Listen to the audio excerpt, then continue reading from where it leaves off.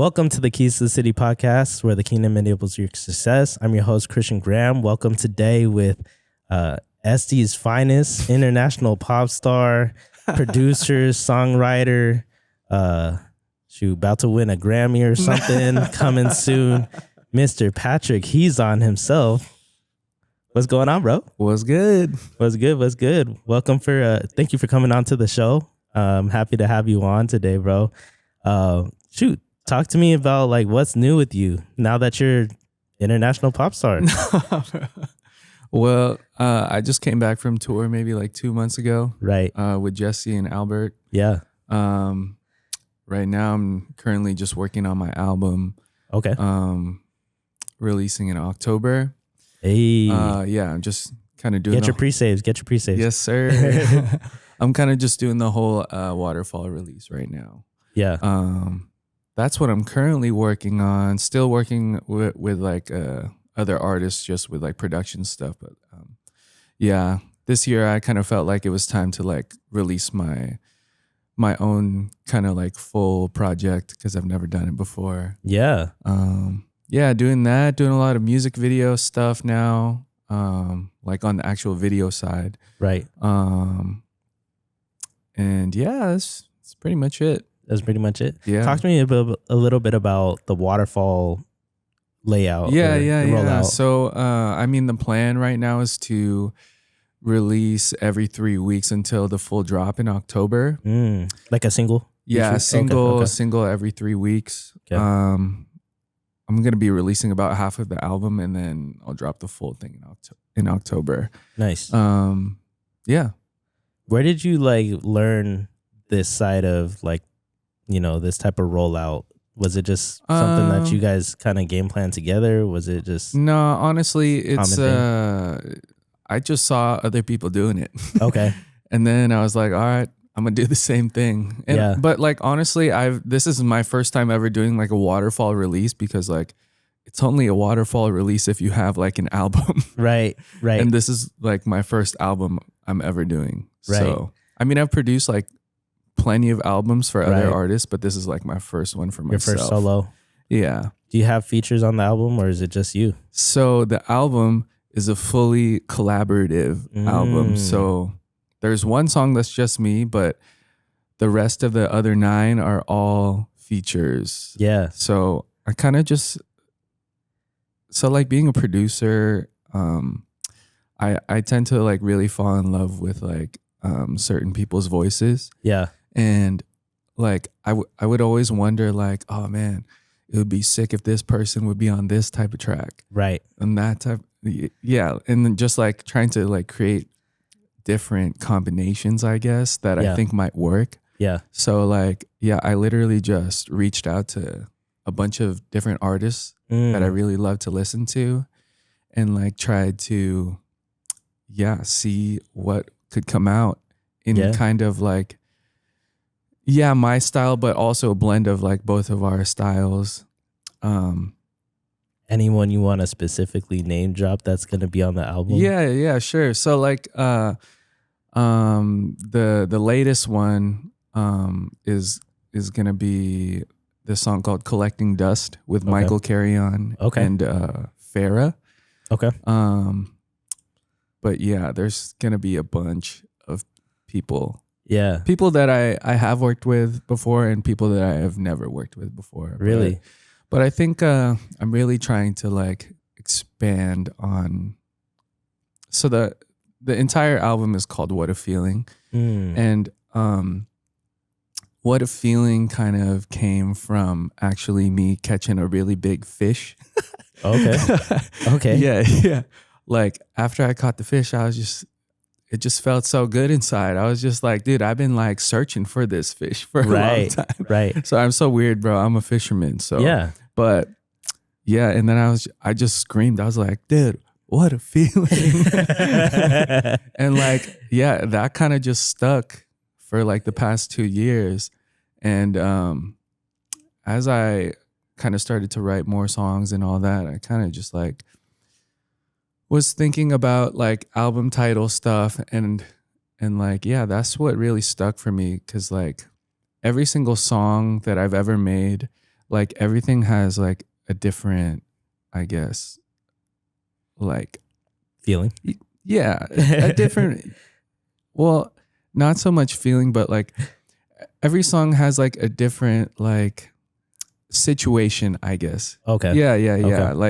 Like I try and like create stories and create situations where I feel like people would like not Resonate really with? relate with, but Okay. like more so connect with. And like I I guess my whole goal with music is to like make sure people feel like it's okay to feel whatever they need to go through. Right. You know, whether it be like happiness, sadness, like regret. Right. You know, it's okay to be sad sometimes. Yeah. It's okay to like be happy too. Yeah. It's Yeah. okay to be madly in love with someone, Yeah. you know? Yeah. And yeah, I just want to like show people that it's okay to feel everything, because what a feeling, dude. Yeah. Definitely. Yeah. No, like this is kind of out of genre, but Nipsey Hussle said a very similar thing where when he was on the come up or he had already came up, but he was telling his backstory in an interview, and he said that he went through every emotion. You know, he had to go through every emotion, like where, you know, he was in late night studios and had to, you know, like be always like head on a swivel because he comes from like, you know, gang background and stuff. So like a lot of his come up was just a lot of learning experience, him having to be in the studio by himself to teach himself how to use the equipment and everything, him hopping on his own choruses and not being able to, you know, afford having, you know, this person or that person hop on as a feature or whatever, you know, and feeling like he could come up by himself, and he ended up eventually doing that. But he literally said, like, I went through every emotion. And so like now with us having the MK Lab, and it's just a whole nother learning experience from coming from a restaurant, bro. Yeah, and you're working with a whole bunch of creatives that are like, they ride their emotions a lot, you know, and that's where a lot of their songwriting comes from. That's where a lot of like the musicality comes from, is like, what are you feeling for the day, you know? But it's like really difficult to be able to create a lot like in bulk and have it still be quality without having those emotions in place. Do you agree? Like, yeah. It's definitely difficult. Yeah, I think for me, I kind of have to ride other people's emotions a lot. because you're producing for them. Exactly. So Right. like I kind of have to literally just like talk to them for a second and like hear their whole story. Yeah. And like, okay, why are we making this song? Why are we writing about this? And I have to really just like put myself in their shoes Yeah. and like literally be the vessel and Right. like try to like paint the picture that they want to paint, you know? Because at the end of the day, when I'm working with like other artists and they come to me with a song that they want to have me produce, it's like, it's not my song, Right. you know? Right. It's literally your picture that I'm just helping you Paint. Yeah. Yeah. So, No, that's awesome, bro. and it can be really difficult, man, especially like for a long time, I kind of didn't pay attention to my own emotions. It would always just be like for them too. Yeah. So say like I'm not really feeling like I can be in their shoes, I guess, that day. You know, it can be really difficult to like force myself to. Yeah. You know, because you're handling yourself professionally at the same time, because like they're paying you to do a job well. Yeah. Right. And like, you're not to like boost your ego or anything, but you're one of the greatest producers to be out here in San Diego. You know what I mean? Like to come out of San Diego, and a lot of people want to work with you, but like, you know, your time is valuable. Even your emotional space is valuable. And it's absolutely, like, it's hard to like really maintain that when like someone's coming in super sad, but you just caught your biggest fish. You know what I mean? And you're like, yo, like, I ain't trying to produce this right now, bro. I ain't trying to play no G minor, like, you know, like. But I think I go into that with every session. Like, I feel like, you know, I know that I have to be like a blank wall, you know? Yeah. One of my favorite producers is like Rick Rubin, and like his space, it's all just white walls because like he doesn't want anything to like influence whatever they're about to make, which is like super sick to me. Yeah. That's a good like psychological, you know, type of idea to implement into the studio. I might have to go repaint my walls. I got 2 black walls in there. I don't think I'll ever go to that extent, but I think it's a cool idea. Yeah. No, I mean, like we got white walls in there, but we got 2 black walls too for the accent. You know? Yeah, bro. Yeah. No, talking about, you know, storylines and everything. There was that one time in 2021 when I came into the studio and I, you know, was doing the smacking songs that you ended up producing. Yeah. And the song Smacking that we had Rowan feature on actually went viral on Facebook. Let's go. You know what I mean? And people are flying in and out of town to literally come and eat at Smackin' as a result of that. Like we had 70,000 plays on Facebook in like the first couple weeks of it, you know, dropping. And yeah, people were like, oh yeah, I saw the music video on Facebook and, you know, I'm here from Arizona. No like, way. Yeah, I'm here from Vegas. I'm here from Utah. Just to grab a bite? Just to grab a bite, bro. That's crazy. Because like at the time, like COVID restrictions at the time were lightening up. I forgot it was kind of like in the COVID era. Yeah. And so people were like, they were kind of speculative because we were doing a music video and there was people not 6 feet apart. Why are there people here? Right? You know what I'm saying? Like, why are they not? We had a couple of trolls like that were like, yeah, you're not 6 feet apart. But then at the same time, there was those people that really enjoyed it because it's like, no one's doing that right now. Yeah. You know what I mean? Especially like for a restaurant to drop that. And I really just wanted to be able to tell both sides of that stories where like, yes, like I'm a business owner. Yes, I can, you know, cook your chicken really well. You know what I mean? But then also like I'm a creative. My wife's a creative. You know what I mean? Like I've always had a passion for music and been like, live engineering since like 14 years old. You do it all, man. You trying, do it all. You know, like, but we're gifted in that way. And like a big part of Keys to the City is like, I want to help. And like me as a business coach is I want to help people get activated and multiplying in and through their specific gift. Like whatever God is calling them into at that given time, like I want to help you do that because there's a bunch of different ways that you can invest your money, invest your time that like may return a greater like monetary return at that given time, but you don't ever get that time back too. Yeah. Where like if the opportunity is there for you to go and create music and be a full-time, you know, producer and songwriter and, you know, musician and go on tour and stuff like that, then like go and do that. You yourself just graduated from college and you could have gone a different route. Right? Yeah. What did you graduate with? I could have been a biologist. Biology, right? You're a biology major? Yeah. And so like you could have been like a doctor or biologist, right? Yeah. And like definitely. Here you are, like living the tour life and doing your thing. Talk to me about your actual story of the come up through music. Okay. Yeah. Yeah. So I mean, I started music at a very young age. Maybe not that as young as some other people, but I started around like second grade, I think. Okay. Like my parents just signed me up for some piano lessons and I hated it. Yeah. Yeah, I had to like learn how to read music and it was super boring and right. Yeah, all of that. And I did that all the way through like middle school. And then I joined like orchestra. I played like the violin and the cello. Fire. Even though I wanted to be a trumpet player. Okay. Actually, because it looked chill. But yeah, I ended up playing the cello through high school, all 4 years.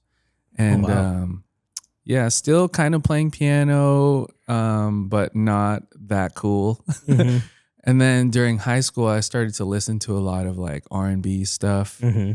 Oh, hold on. I skipped like this whole part of my like middle school life. So I was in this band for a really long time. Yeah. And I'm not even gonna say the name because I don't want people to search it Go up. look it up. Don't look it up, bro. But I was in this band for the Christmas lights. bro, it was like maybe for like, no, not that one, not that one. Okay. This was before that one. Dude. Okay. So before this one, I was in like this little kid band, like almost on some like what is that movie? It's almost on Camp some Rock. It's almost on some School of Rock vibes. School of Rock. School of Rock. It's almost like that, but it's not a school. It's just a bunch of kids. Yeah. And we did hella shows, bro. Yeah, We did like, dude, like we played like those House of Blues things when we were like in 6th grade. Wow. Did you play Epicenter too? No, we didn't play Epicenter. Not yet. And wait, yes, we did. Did you? Did you play Epicenter? We did. Yeah. I remember. That's like that super small joint. Right here in Mira Mesa? Yeah, we did. Yeah. I was super young though. They're reopening soon, by the way. Yeah. So, okay. So how could I forget that part of my life? Okay. Yeah. Anyways, that is what kind of started to get me to like get off of the piano stuff. Like I started to learn like some like, 80s rock and stuff, like some Journey. Okay. And then during high school, I really started to get into R&B. Mainly because I just wanted to serenade the ladies. Yeah. As we all did. Yeah, so I started to learn a bunch of R&B stuff, and that kind of got me into like soul. R&B, neo soul. Yeah. I'm still not really good at neo soul stuff, but I picked up a few things that I still use today. Yeah. And then I formed that little band with it's called Willa Marge and the Cloud. Yeah. With Willa, my friend Orion, Dylan, who's Avicii Music now. Yeah. We were all I was probably like a junior or senior in high school, and we made that little group, and it was super fun. We did a bunch of like, little festival gigs here and there. Yeah. And that's like when I started to get into production. Cause that's when I was able to afford my first MacBook Air. Hey. I picked up like GarageBand, and started to like produce my own stuff. They were super trash, but that's how we start, That's baby. how you gotta start. Yeah. We gotta make at least 100 trash songs until they finally get a little better, man. Yeah. So that was basically my whole high school music experience. And then coming college, I went to college for music for 1 year, but I eventually just switched my major because I signed up for like the highest level music theory class for like the first year. And honestly, I was just like, dude, I feel like I can just learn all this stuff off of YouTube. Right. Like it was either stuff that I like already knew from high school because we had a pretty good like music theory course in high school, and I really like applied it to like to my actual music, not just like classical stuff. Right. So I did that. I switched to biology just because I was just like, what's like the easiest? Well, I guess not easiest, but like, what do I think I could actually graduate with and like finish pretty timely? So I did biology. And I graduated, and luckily I didn't, I was doing music like during all of college, so I didn't really have any friends. Yeah. I kind of just went to school and went straight home and then produced tracks. I played at like my local church for a little bit for some side money. And built out the studio during college. But then like right out of college, I was already like producing full time. I was really broke during all of that just because like I wasn't really in demand, I guess, just because like I didn't have that much to show besides like other people's work. But then I started to work with like Jesse, all of Albert and Sarah. Yeah. All of that crew. Sarah too, Like I started working with her through COVID remotely. She came a little bit later, right? A little bit later, yeah. So I met Jesse and Albert a little bit earlier, like around like when I was 20. And Jesse kind of just started to hit me up for like synth stuff and keyboard stuff for like other artists whenever like he could fit me in. And yeah, that's how our kind of relationship started. Yeah. I feel like he's kind of like, I think he told me once, he's like, dude, you're kind of like the keyboard version of me. Yeah. And it makes so much sense because, we literally do the same thing, but like my main thing is the keyboard and like his main thing is the guitar. But like we can play guitar and like he can play keys a little bit, but it's like not like to that level of like what we have Expertise. for each other. Yeah. And honestly, working with Jesse too, he kind of really showed me the role of a producer. I definitely learned a lot of things from, my big brother, Jesse. Because he's like a mentor for you, Absolutely, man. He's been doing this for more than twice as long as me. Bro, I was in middle school listening to Jesse. Bro. Yeah. And his work ethic is absolutely incredible. So, I really looked up to everything that he was doing. And then kind of applied it to my own stuff, but also saw like where I could like, do my own thing too. But he was kind of the mentor for me. I luckily just met him at the right place, right time. Yeah. And we really just clicked. Were you guys at an event or how did you guys even come across? Peter, right? Peter Cruz. Yeah. So like when he left Tribal Theory, he wanted to do his own solo stuff with Holly. Right. And me and him already knew each other. So like he wanted to have Jesse produce his first record. Oh, wow. And he brought me to play keys. That's such a small world, bro. That's crazy. And then during all of that, Albert was rehearsing for his show with Jesse at his house at the same time. Oh, wow. So I met all of them like literally on the same day. And then while they were taking like a little break, they had me like hop on the keys just to like jam. Yeah. I was like, okay, for sure. Yeah. And then they're like, oh, dang, we thought this dude plays reggae. Yeah, I just busted out all the neo soul. Yeah. And then that was pretty much it. That's how you guys met. Yeah, that's how we met. And then now we're all just kind of like best friends in our little group chat. Vibing together, going on tours together. Yeah. Talk to me about like mentorship in the music industry. I feel like that's a huge thing kind of like unspoken about because like a lot of people do it alone or like they go under a label and then like they find mentorship or just like having to do work there. But like you kind of have this nice space to be able to go and create on your own where like you are all individual components, kind of summating to this bigger piece of the pie together. Like where a lot of people don't do that. And so what's it been like to have that type of mentorship to show you like this indie route of things instead of having to like go take a 360 deal or work with a label or whatever it may be? Yeah. So honestly, I always tell people I feel like I personally got it really easy just because I met the right people at such a young age, I guess. Well, not really young, but like younger age. I think you were like 21. I was like 20 when I kind of like started to like dabble with all these people. I think I personally got really lucky. I think people my age have a tougher time finding mentors like that.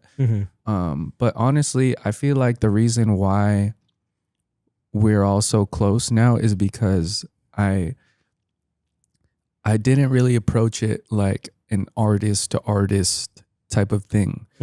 Like, I feel like a lot of people who like go to kind of like these social like artist events and stuff, like there's always kind of like this like facade. Like it's always like with the goal to like follow each other on Instagram and then eventually just work together. When actually I feel like I remember most people if they just talk to me about something like interesting, like like, let's talk about fishing.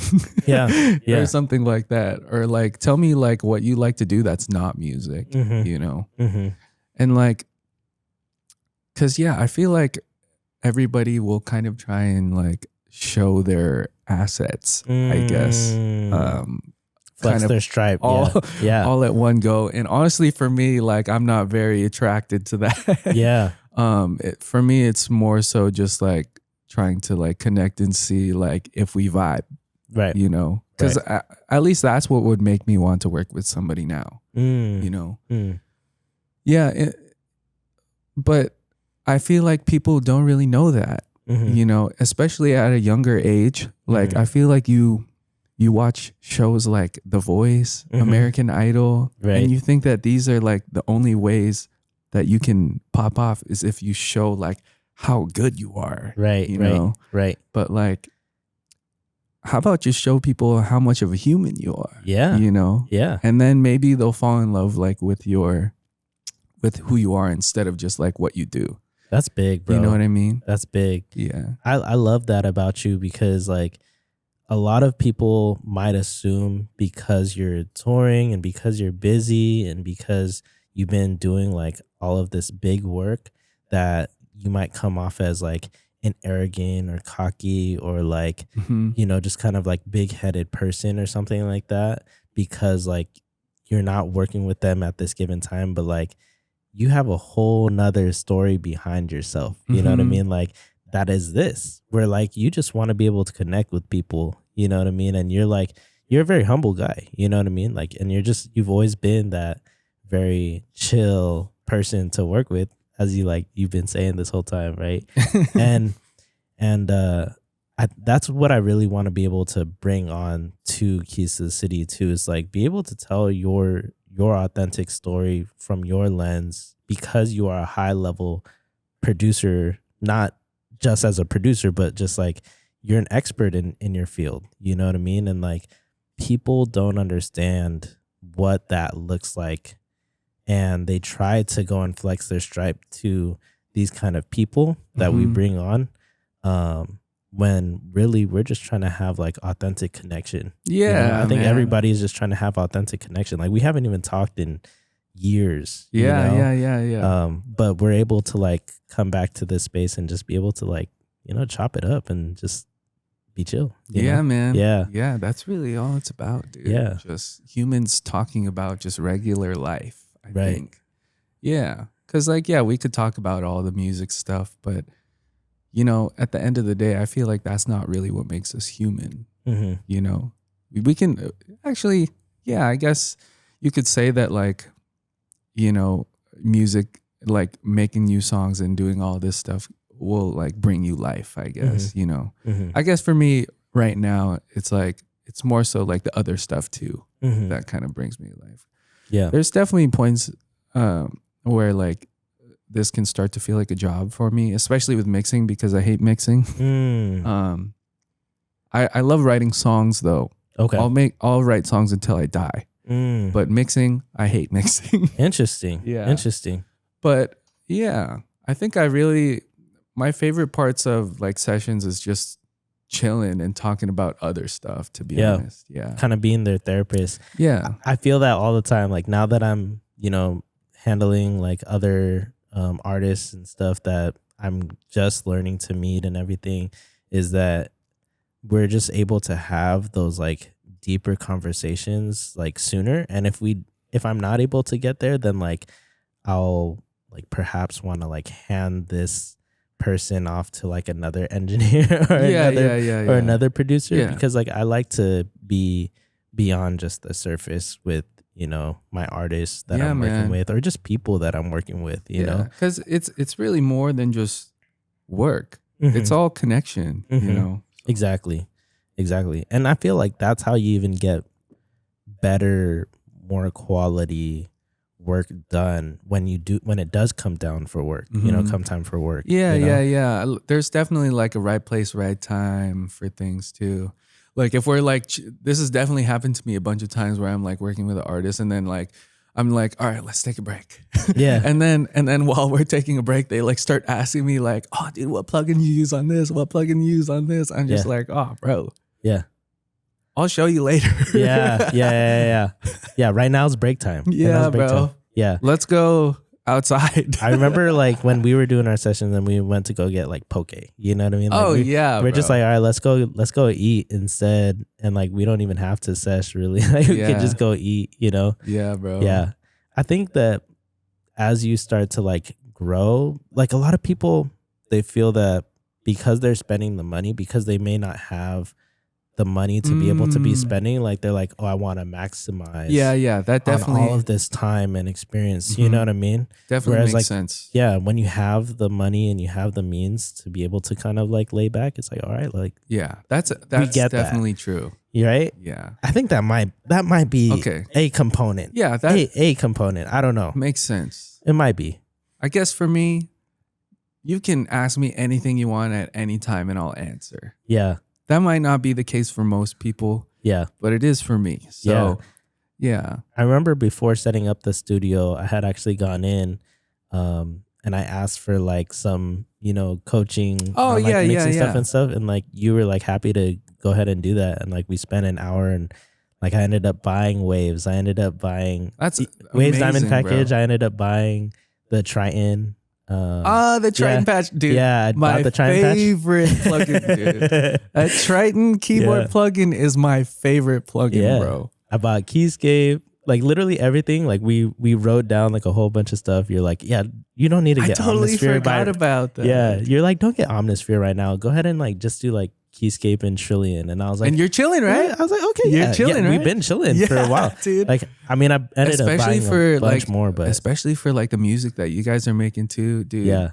Dude, that Triton thing Everyone's loving it. Amazing. Everyone's loving it, bro. These are the sounds. Yeah. Dude, like everybody in the world needs to know that too, bro. Yeah. Like honestly, I hate gatekeeping. Yeah. Like, dude, I hate it when people like don't want to say like where's the sauce? What they're using and stuff. It's like, dude, you're not the one that makes this thing cool, bro. Just tell people. Yeah. I mean, like, plus, like, you're just helping that other business, right? Like, get more business, you know? Like, so that they can stay in business and keep helping more people get more sauce. You know what I mean? Yeah. I think, man, I really try and be encouraging to people and show them that, like, literally you have all the tools you need. You know, like, everything is so accessible now, man. Like when I was a kid, bro, I didn't know about the freaking Focusrite, Scarlett, yada yada, dude. I had this like weird mixer that I was plugging into my like Dell Tower computer, bro, the gray one. Right. That was like my first the gray one. Yeah, bro. Like that was my first like computer and it was so slow, dude. Going into Audacity, bro. Oh my gosh. Oh my goodness. It's so easy now, dude. All you need is actually an iPhone. Yeah, straight up. Yeah, bro. You can go on like BandLabs. Yeah, bro. Like Dylan, like, dude, all he does is, like when we were in high school, bro, he used to just make iPhone beats. I remember. And then he released a whole album with iPhone beats, bro. It was fire, too. Yeah, dude. Like, we all have the tools now if you have a phone. Yeah. Yeah, dude. Yeah. If you had a budget of, say, $5,000 to go and like recreate your studio right now, what would you do with that $5,000? Okay. First, I would get a $2,000 computer. Okay. All right. $2,000 computer. Check. MacBook Pro. Okay. Yeah. It has to be one of the Can't be an Air, not like you. Oh, you got the Air. Actually, I take that back. $1,000 MacBook Air. Okay. With at least 1 terabyte. Whoa.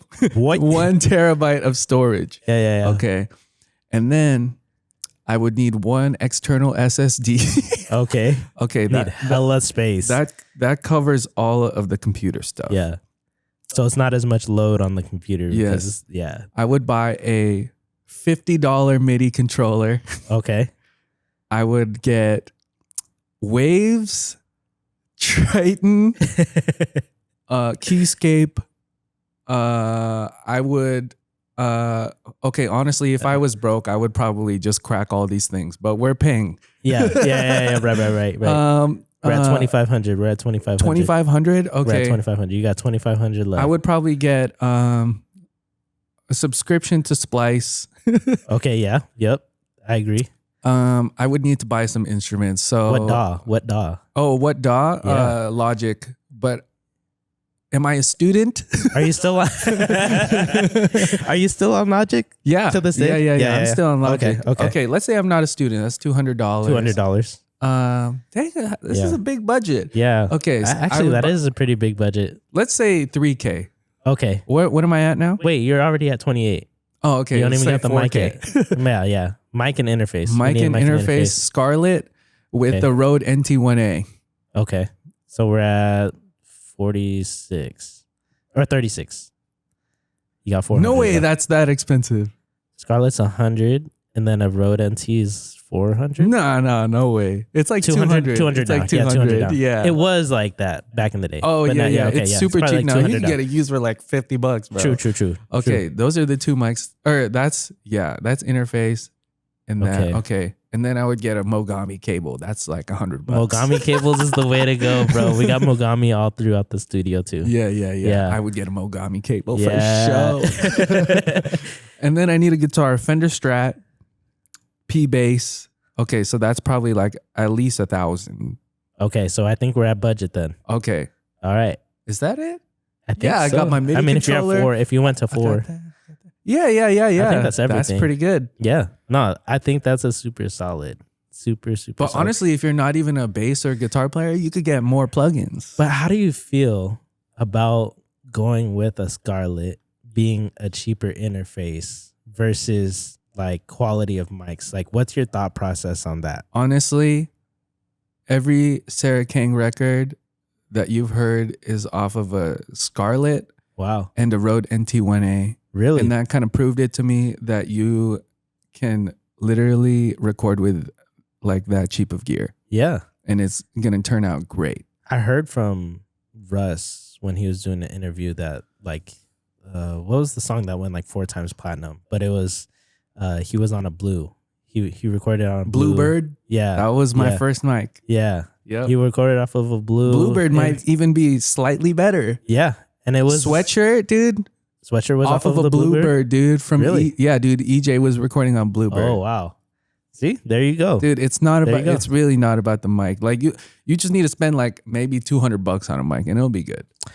I would also, in that case, throw in like the Katonic eyeball thing. Chaotica eyeball. Chaotica eyeball. I would- Okay, absolutely. Yeah. That needs to fit in the budget. Yeah. You got to fit that in the budget if you're gonna be doing a home studio, just so Yes. that you get a better Yes. quality recording. Yeah, but Yeah. at the same time, you could also just throw up some blankets and like it'll Yeah. be chill. But man, If you don't that's want to a go lot through of- the blankets, that's a lot of it gets work. hot. It gets hot. It does get I've hot. been in your garage, bro. It gets hot. Oh, dude, yeah, dude. Christian was in my garage like The sweat box, bro. Yes, The bro. That was when I had a moving blanket booth, dude. Yes, literally. Have you been in it like since then, or I saw the pictures where you opened it up. Yes. But yeah. it's much Cooler? more chill? Okay. Yeah, because so I got that Chaotica eyeball, and then I was like, bro, what the heck? Yeah.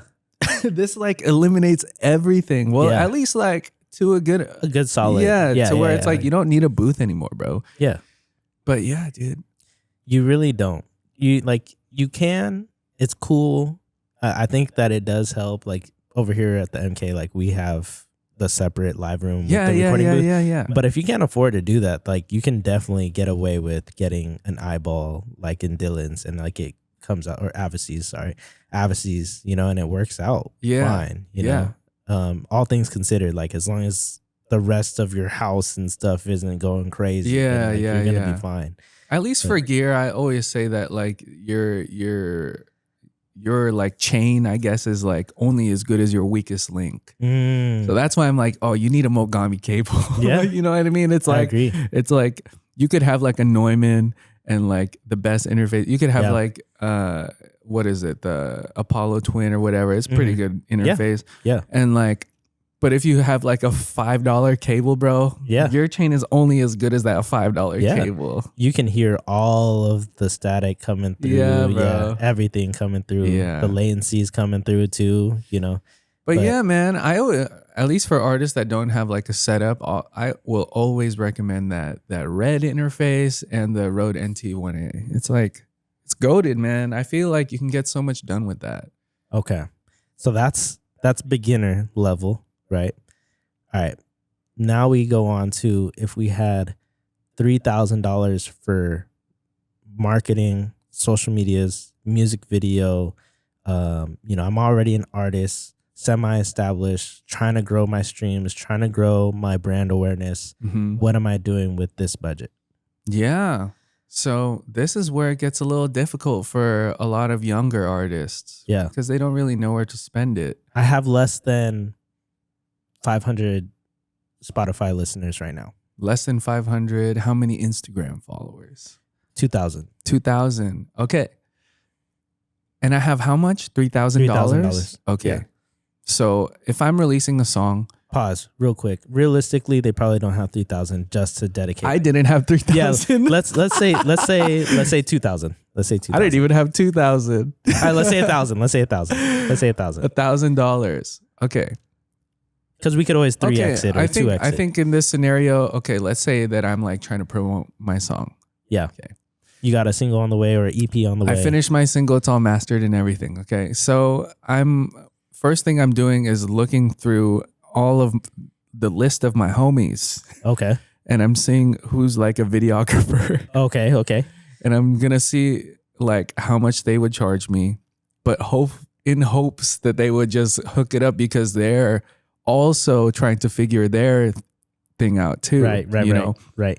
I feel like it's really important to like connect with people who are like at the same level as you. 100%. In this like kind of level of where, yeah. And that goes across that, just to like put that out there. Like we have someone focused in the music industry right now, but that goes across all business spaces. Like work within your network. I think you were the one who told me that you need to find somebody who's like below your level, equal with you, and then one above you. That always stuck with me. Yeah. It makes so much sense, man. Yeah. So yeah, I think for this type of scenario, that would be the best thing. Yeah. Try and find some videographer or content creator or whatever that's going to help you out. That's also trying to build their own brand. Yeah. Hopefully, let's say they hook it up and you got your whole $1,000 left. Okay. Next, I would. Okay. So there's a couple different options. So like you can either get all this footage and edit it yourself, or you can pay somebody. Mm-hmm. Is that an option to edit it yourself? Option to edit yourself? Yeah. Okay. Yeah, of course. I'm going on YouTube and I'm going to learn how to edit everything on Premiere. Okay. I got to pay for Photoshop though. So that's like $30 a month. Okay. 30 or 40. Or the Creative Cloud. Yeah. You could get the Creative Cloud. Yeah. I'm getting the full Creative Cloud and I'm going to figure out how to do it myself because I'm broke. Right. And also you're also like building your own skills in that too. Right. So now I've only spent $40 and made a new friend. Right. So, or reconnected with a friend. Yeah. So now I can like upload my song and I have this full budget to put into marketing, bro. Yeah. And hopefully the videos are good. And basically what I'm going to do is have a whole like schedule and rollout for this release. Maybe like 3 or 4 posts a week prior to dropping this.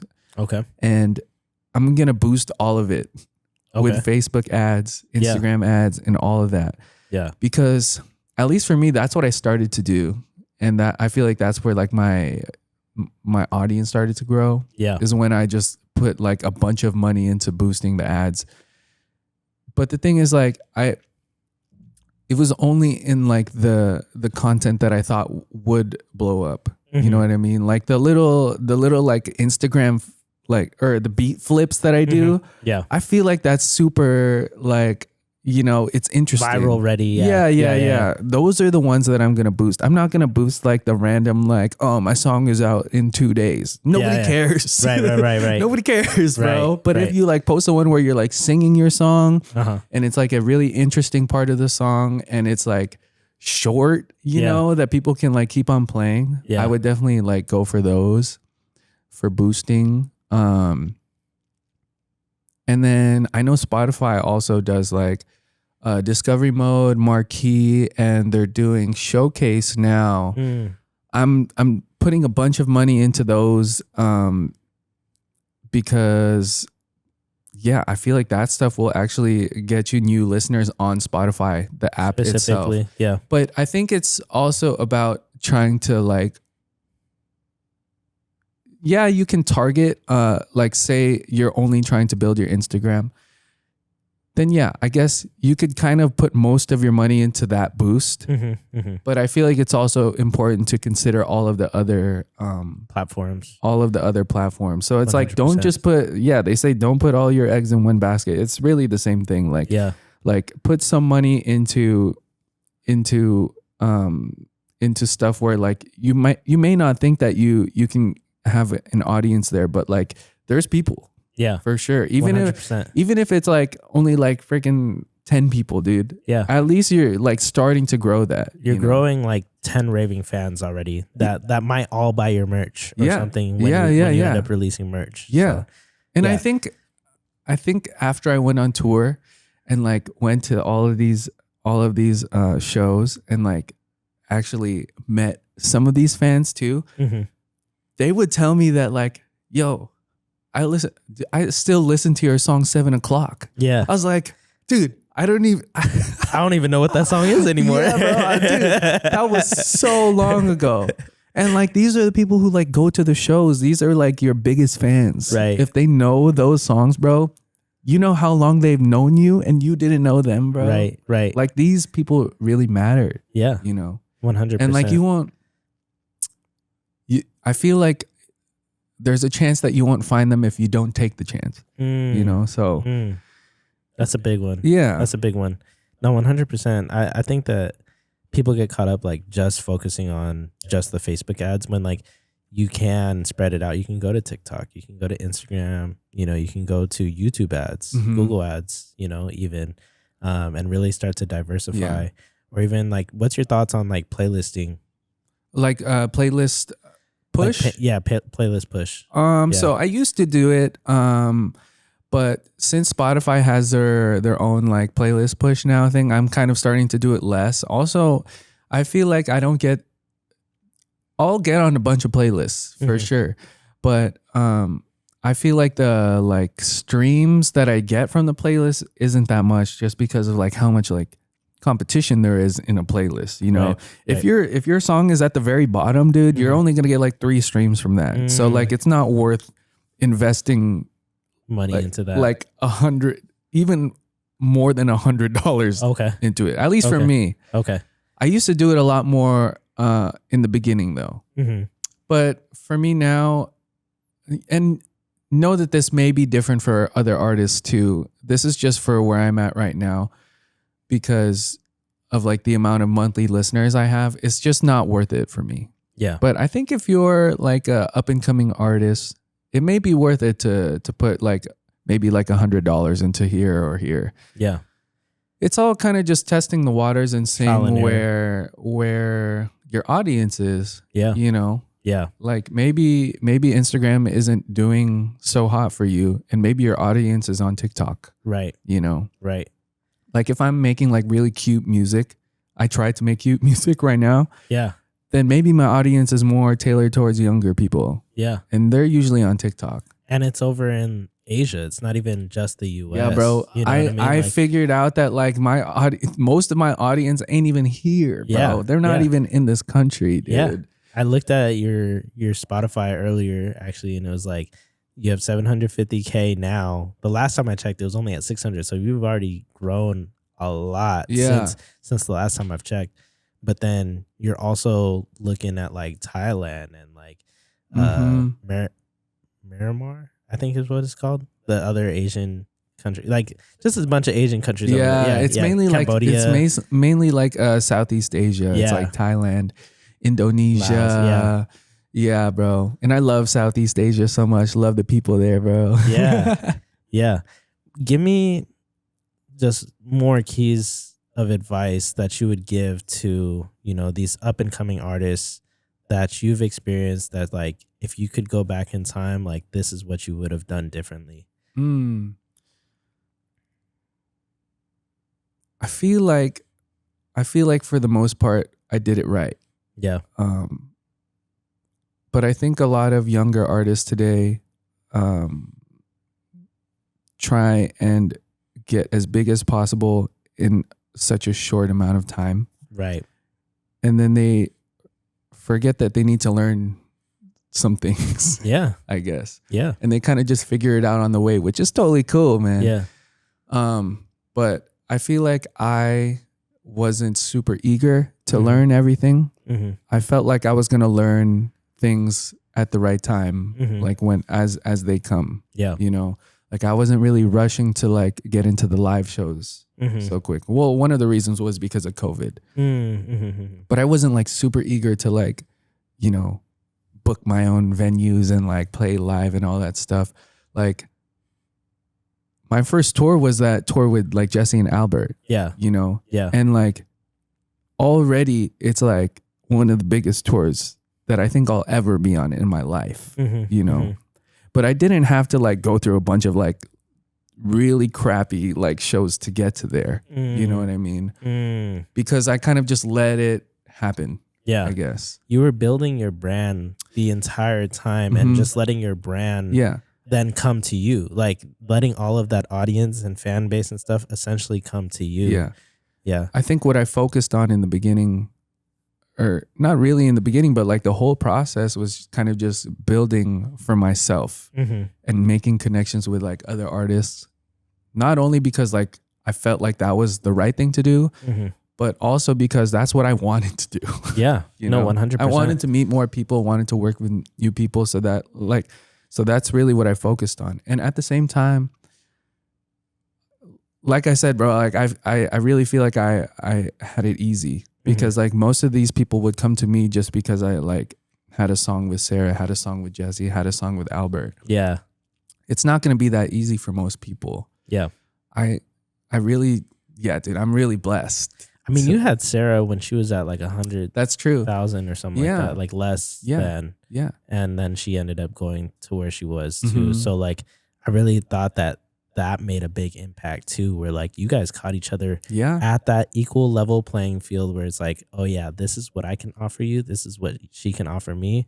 You guys went in and, you know, it ended up paying off. Yeah, you know man. what I mean? And like I said about the whole like just like talk about regular life stuff too, man. Like we're friends. Yeah. You know? Yeah. She sends me baby pictures now.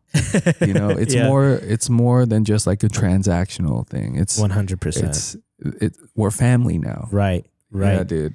Yeah, that's a major component with me. Like even with the people that I rent the space out to, like I don't want it to ever be transactional with one another. Like I want it to be a partnership. So like even the pickleballer that I bring on, or that has his own podcast out of here, like he sends me pictures of his newborn, you know, and then like he's met our entire family and we hang out, you know what I mean, over here. And like I'm now trying to get into pickleball myself because of him playing pickle. You know, people are trying to get me into that. Dude, you need to come out, bro. You need to come out. It's a vibe, bro. No, dude, everybody who tells me to join sounds like that. Yes. You got to come out, bro. You got to come out, man. You got to come out. You got to try it out. Come on, bro. You'd love it. It's like in between ping pong and tennis. Exactly. And that's what they always say, dude. It's light. I'm just like, oh, dude, I don't know. Bro, it's light work, bro. Like it's such good cardio, but it's not heavy. Like, like you can keep doing it. Okay, like I played like 4 times this week. No, I just haven't got around to it. Yeah. Eventually. I've been in studio jail for the past 2 months. Oh, wow. Yeah. Oh, man. Yeah. Well, I appreciate your time, man. Did you have anything that you wanted to ask me? How's life? How's life? Life's How's good, the man. kids? Yeah, we got so when we were working together, I only had Aaliyah at the time, and now I have 2 more. So I have Oleana. She's 2 3. more? Yeah. Oh my gosh. We just had a newborn, 8 weeks old. What? Yeah. Yeah. Oh my gosh. Congratulations. Thank you, bro. So yeah, now boy we got or a girl? girl. Hashtag girl dad. Oh yeah, my all gosh, girls. dude. All That's girls. a dream, bro. Yeah. Like if I eventually have kids, man, I don't want no boys. No? You want all girls? Yeah, bro. Okay. Yeah, I don't like dudes. I mean, we were definitely chasing at one point, but you know, now we're like, we feel good with our 3 girls for sure. That's great, man. You know, we might try again, maybe, but we'll see. I mean, this is kind of like, we just threw it out there yesterday. Like, oh yeah, maybe, you know. Yeah, but, man. Big family. That's great. Yeah, things have been good, man. You know, businesses are going well.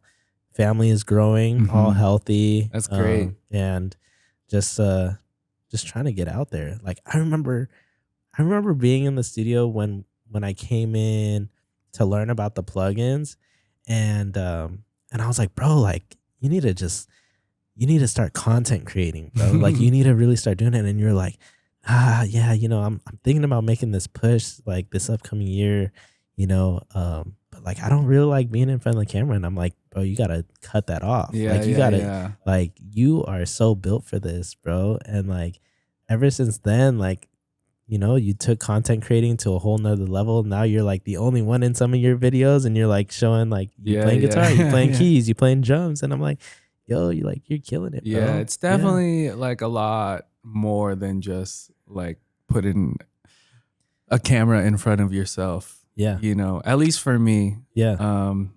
Just because like there's so much that's like involved with it, like the editing and all that stuff. Oh, yeah. Like I feel like if you're really talented, then it could be that easy to just put a camera in front of yourself. But for me, I got to put a little extra effort behind the scenes. Yeah.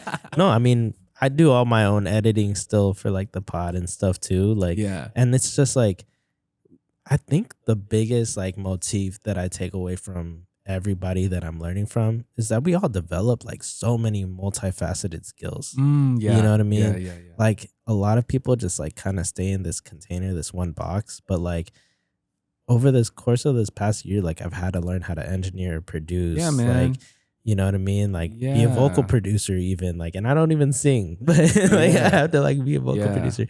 And like, I just had to like stretch the limits on everything, you know? And for me, like, this is where I really want to be at, like having this super solid communication. I feel like I'm able to like really meet with people, like even though we don't talk for years, or if I've never had a conversation, like we're able to like really talk life and like really get the most out of each other. You know what I mean? Yeah. Like what's been going on. And so, yeah, that's what I'm really passionate about right now. You know, that's my life in a nutshell. Like, and where I want it to like continue going. And so, yeah, just I'm thankful that you made the time to hop onto the pod and put us all on game. You know, you put us on a lot of game. I don't know if I did, but no, you did. There was a lot of good things that I think people could take away, especially like for a growing artist, like where you said like not trying to go from like networking all the way to here already. Where like you have people right here, and then you already have like fans that are right here that you could be networking with that may want to like support you because they may be an editor or they may be a videographer, but they're already a fan of you. And so like just like have them like link up with you. And then like start checking those boxes off, you know? So yeah, I feel like you gave out like a lot of game, bro. Okay, cool, man. Yeah. And I honestly, I don't even know if I'm qualified to be called like a whole professional or anything. This is just like what I experienced myself.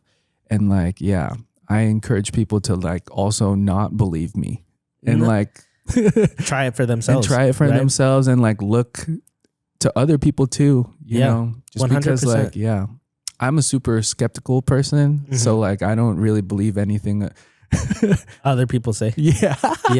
I take things with a grain of salt all the time too, but I take things with huge bowl of salt.